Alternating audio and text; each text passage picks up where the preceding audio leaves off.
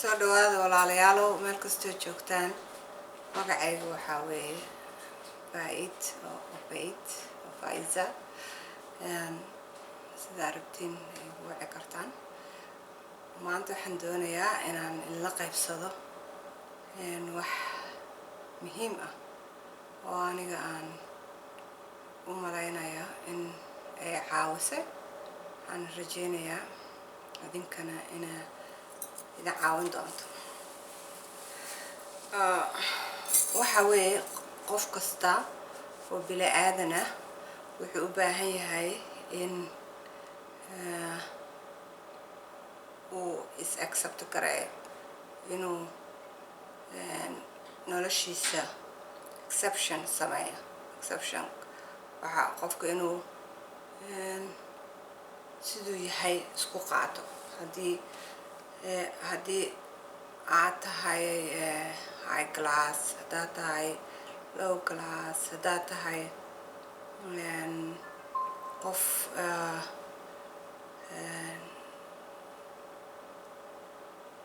waxa uu ka shaqeeyo waa noloshaada, wax kastoo noloshaada ka mid ah waa inaad isku accept garaysaa. waa muhiim. sababta muhiimka u tahay waxa weeye markaad is accept garaysid dadka kalena waad accept garaynaysaa dhinacaaga ah noloshaada ku jiro. waxaan u malaynayaana dhibaatada ugu weyn nolosheena ah Soomaaliya waxa waaye ma accept garayno differentiga. maxaa la dhahaa kala duwanaanshaha ma ogolaano. sababtoo ah waxa weeye waxaa u malaynaysaa in haddaa ogolaatid waxaan u malaynayaa aniga marna lagu soo koritaankeena kuma jiro. dadka qaarkood maybe way ku koreen, dadka qaarkoodna waxaa laga yaabaa inay weligoodba ayna garan. waa wax aanan aqoonin anaga ahaan. marka qof ahaan maxay ka saacidaysaa marka aad is accept garaysid? waxa weeye qofkii nolosha u fududaanaysa. haddii lagu yiraahdo waxaas baa tahay, waa caadi, waad isku qaadanaysaa, ma xanaaqaysid, ma dhibaatoonaysid. waxaan arkaa dadka waxyaala wanaagsan iyo waxa qaldan dhan waa iskaga darsan yihiin sababtoo ah qofkii baa is accept garayn. marka exceptionka muhiimadda uu leeyahay waan guda galaynaa haddii ilaah yiraahdo. marka ugu horeyso ayad waan la qaybsanayaa oo ah horta ilaahay xataa waa ogtihiin inuu aad uga kitaabka Bible-ka looga hadlay in qofku markuu isjeclaado, naftiisa jeclaado, wax walba inuu qaban karo, in aad looga fakaray, in aad rabbiga uu kuma dhihin dadka kaliya jeclow, wuxuu ku yiri adiga xataa isjeclow. waa inaad ixtiraamtaa dadka oo dhan. ma ixtiraami kartid haddii aad adiga isjeclayn. haddaad kalsooni isku qabin dadka kalsooni kuma qabi kartid. marka xarunta ugu horeysaba oo nolosha waxa waaye waa adiga. soo qofku waa inuu taas ogyahay. aayadda Korintiyaanska 2:5-17 sidaa darteed haddii qofku masiix ku jiro waa abuur cusub oo waxyaalihii hore way idlaadeen, bal eeg wax walba way cusboonaadeen. amiin. markuu qofku uu ilaahay yaqaano waxa waaye qof cusub waaye. marka qofka cusub waa inuu noqdaa qof isku kalsoon oo isku faraxsan. waxaa laga garan karaa inaan isku kalsoonayn. waxaa laga yaabaa in dadka oo dhan yiraahdaan isku kalsoona. marka aad isku kalsoonayn waxaa laga garan karaa wixii aad tahay baad qarinaysaa. marka aad isku kalsooneyn waxaad wixii aad sameynaysid waa qarinaysaa. marka aadan isku kalsooneyn waxaad sameynaysaa laba weji. macnaha qofkana weji baa kula joogtaa, qofkana weji kale kula joogtaa. marka aad isku kalsooneyn waxaad sameynaysaa wixii lagu yiraahdo oo adiga aad tahay, markii lagugu sheego waad ka xanaaqaysaa. marka haddii ay nolosha kugu cusub tahay oo aad tahay qof masiixi cusub, waxaa lagaa rabaa in aad adiga is accept garaysid.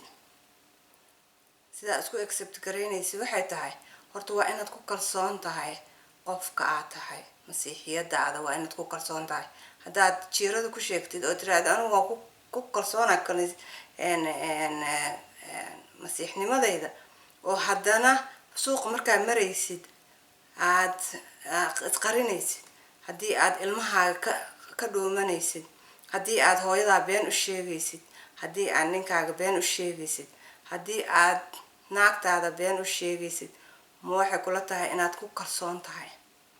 ma isku kalsoon tahay?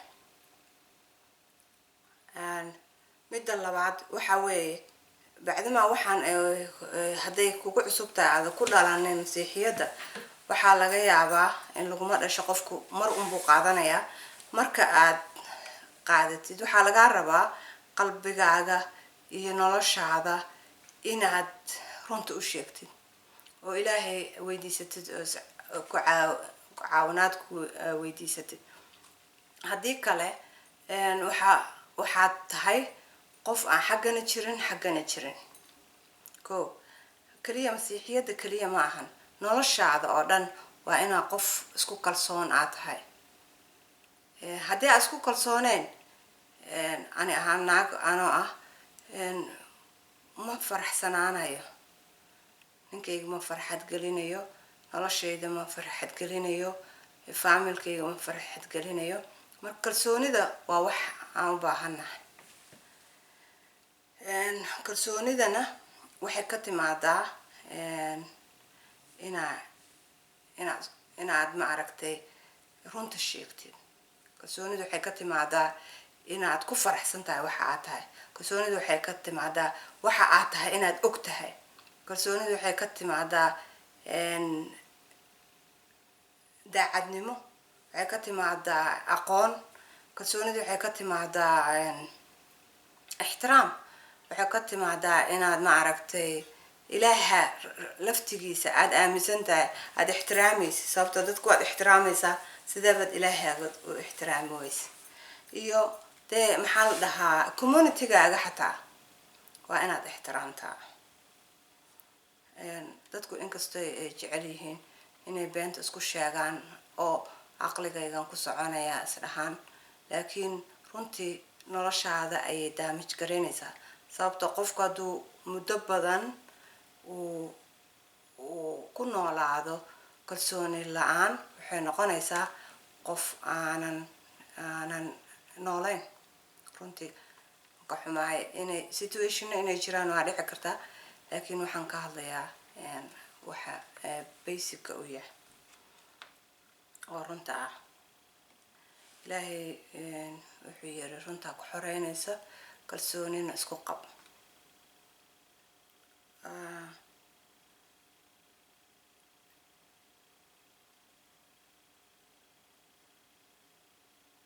tan kale oo kalsoonida dhalin karto waxaa waaye, qofku waa inuu kala yaqaanaa waxa saxda iyo waxa xun. waxa saxda ah waa wax aad xaq u leedahay oo aad wax wanaagsan ka helaysid. waxa qaladkana waa wax qalad ah oo ku hogaaminaya xumaan iyo mugdi iyo dhimasho, dhibaato. luqadda masiixiyadana lagu dhaho dhimasho. dembiga hadduu bato dhimasho ku hogaaminaya. dhinaca dadka kale oo bini-aadanka ahna waxaa weeye qofkii dhibaato u hogaaminaya oo ma aragtay wixii uu rabay inuu helo ma helayo, ma haysanayo. marka markii aad qof run sheegaya xataa community-ga waa kugu kalsoonaanayaa, ilmahaaga waa kugu kalsoonaanayaa, noloshaada dariskaaga kugu kalsoonaanaya, ninka aa u shaqayso kugu kalsoona, naagta aa u shaqayso kugu kalsoonaanaysaa, wadankaaga waa kugu kalsoonaanaya. laakiin qofku markii uu xataa uu yahay qof kale oo caqiido kala haysto laakiin uunan accept garaynin, kalsoonida dadka xataa way ku yaraanaysaa. marka dhinaca kaliya ma ahan, dhinaca dadka xataa waad ku dhibanaanaysaa. waa ogtihiin in bible ka dhaho dariskiina jeclaada, oo mar walba aan sheegna wax oo dadka jeclaada oo ilaahayna jeclaada. waxa ma samayn kartid ilaa adiga kalsooni isku qabtid oo adiga aad jeceshahay. ayda Mark 12:31 ku labaad waa kan, waa inaad dariskaaga u jeclaataa sida naftaada. qaynuunka oo dhanna waa kuwan ka weyn ma jiro. qaynuunka oo ah maxaa la dhahaa inaad dariskaaga u jeclaatid sida naftaada. soo marka anaga waan maqalnaa inaan dadka jeclaano, laakiin dadku ma jeclaan karaa anigoon isjeclaanin, anigoona wadankayga jeclaanin, anoo dadkayga jeclaanin, anoo ani naftadayda jeclaan. waxaasoo dhan waxa xukumaya waa aniga inaan isjeclaado. aniga haddaan isjeclaado waan jeclaan karaa wax kale, ilaan jaceylka wuxuu ka imaanayaa nafsadayda. aniga haddaan wanaagsanahay, aniga macnaha haddaan jacayl ahay, jacayl haysto, jacayl waan bixin karaa, laakiin waxaanan haysan miyaan bixin karaa? marka way adag tahay, laakiin waxa waaye Holy Spirit-ka nagu jiro ayaa awood noo siinaya inaan waxaasoo dhan helno, aan haysano, aan heli karno. laakiin wax kasta Holy Spirit-ku waa sensitive. haddii aan been qalbigayga ku jirto, haddii aanan qalbigayga aanan daacad ahayn, haddii aanan maxaa la dhahaa aanan qof dadka ummadda kale ka nabadgelaya aan ahayn, haddaan ahayn qof maaragtay meel loogu soo hagaaga lahayn, waxa weeye ma lahaanka waxba ma tarayo runtii.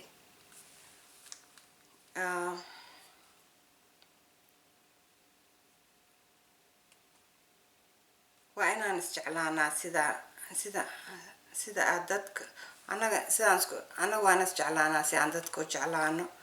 waa inaan anaga adiga haddaad iska shaqaynin, haddaad ismaamuusin, haddaad isjeclaanin, haddaadan ahayn qof meel loogu soo hagaaga lahayn, naftiisa aan cunto siinin, biyo cabin, miyaad socon kartaa? miyaad noolaan kartaa? miyaad wax qaban kartaa? marka nafta waa inaad kow jeclaataa, nafta inaad aada u jeclaatid waaye, naftaada jeclaatid, markaasaa wax qaban kartaa. annaga mana lakusoo korin inna la yira naftaada jeclaatid. dadka jeclow waan iska garan karnaa, laakiin naftaada jeclow ma garan karno. naftaada markaad jeceshahayna waa inaad waxyaalahaan soo sheego dhan ka dhaqaaqdaa, beenta ka dhaqaaqdaa, xumaanta ka dhaqaaqdaa, naftaada teekargaraysaa, naftaada u roonaataa, aad maxaa la dhahaa waxyaalaha lagugu caynaa adhow ka xanaaqaysid oo dhan oo xumaanta ah, markii lagu yiraa waxaasaa tahay ka fogow, si aan haddii si kasta dili lagu dhaho aadan uga xanaaqayninba.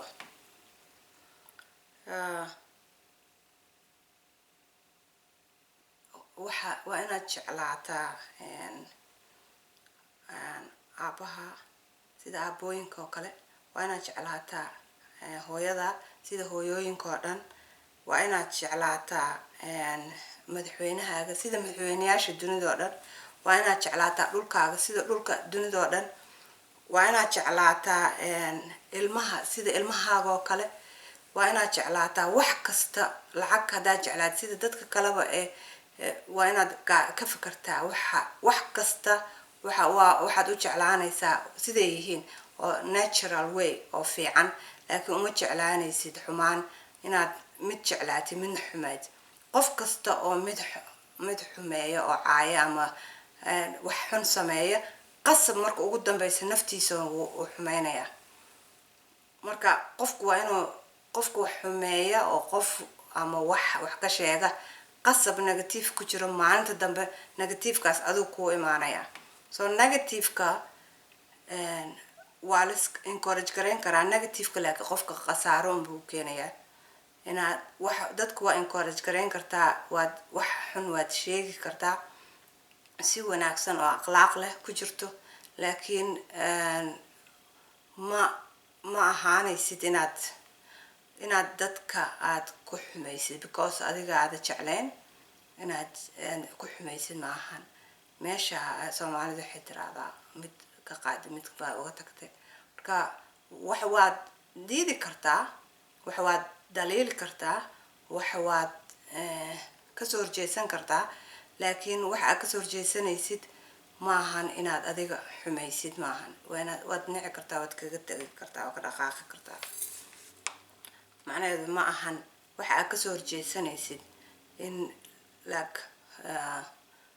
waxa ka hooseeya camal inaad aragtid, waxa inaad tuurtid oo xumaysid. cunugaaga markaa jidka gudbinaysid ilmaha kale miyaad ka tagi kartaa? sidaas oo kale waay. marka aad wax sameynaysid waxa wanaagsan oo naftaada u sameynaysid waxa kale dadka inaad u samaysid maaha istustus iyo edab darro iyo bararaq, laakiin waa si niyada inaad u samaysid. ma fahantay? waxa xun laakiin waa diidi kartaa. dadku waa isku qaldaan. waxa aad qof waad ka diidi kartaa, qof wax waad ku diidi kartaa, qof waad maxaa la yiraahdaa waad kasoo horjeesan kartaa oo waxaad dhihi kartaa waxaas ma rabo. qofka hadduu wax diido dadka oo dhan baa kusoo jeesta. Soomaalida hal dhinaca u jeestaan, waxaas ma fiicno. qofku waa in lagu respect garayaa siduu yahay. qof kasta waxbuu ku fiican yahay, wixiis uu ku fiican yahay inuu ku noolaado weeye. Peter 1:7 dadkoo dhan maamuusa, jeclaada Ilaahina, ka cabsada boqorka, hiseeya. so walaalayaalo, markaa qolkaaga keliya ku jirtid, meeshaada keliya aad joogtid, ma aragtay fakar oo dadka waxaa naftaada oo kale, naftaada ka adkow oo naftaada hagaaji oo dadkaaga iyo communitygaaga wax u qabo. oo ha ugu qabanin calaashaan adiga wax biri ka rabtaa, laakiin ugu qabo wax adiga aad tabcanayso communitygaaga jecel u qabtid ugu qabo. dadka ha xumeynina walaalayaalo. maxaa la yiraahdaa ama muslim ahow ama masiix ahow ama Soomaali ahow ama wax kale aaminsano, qof ahaan shakhsi ahaan isjeclow si aad communitygaaga wax u qabatid, si aad naftaada wax ugu qabatid, si aad xushmad u lahaatid. haddii accept garee haddii aad tahay wax qaldan aad sameynaysid, waxaas accept garee si aad uga guulaysatid. haddii aad jecel lahayn, jecelkaaga accept garee. haddii aad trust lahayn oo aad kalsooni lahayn, kalsooni yeelo. haddii aadan lahayn jacayl lahow.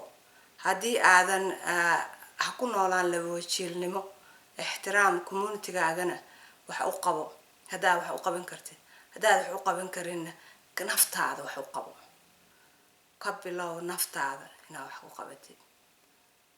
waa mahadsantihiin. waxaan idinka hambalyeynayaa sida ay dhagaysateen. waad mahadsantihiin. Rabbi ciise masiix waxaan idinka baryayaa in aad qalbiyadiin oo ka shaqeeyo oo isku kalsoonaataan oo adiga nafsadaada koow ka bilaabid. In Jesus name I pray.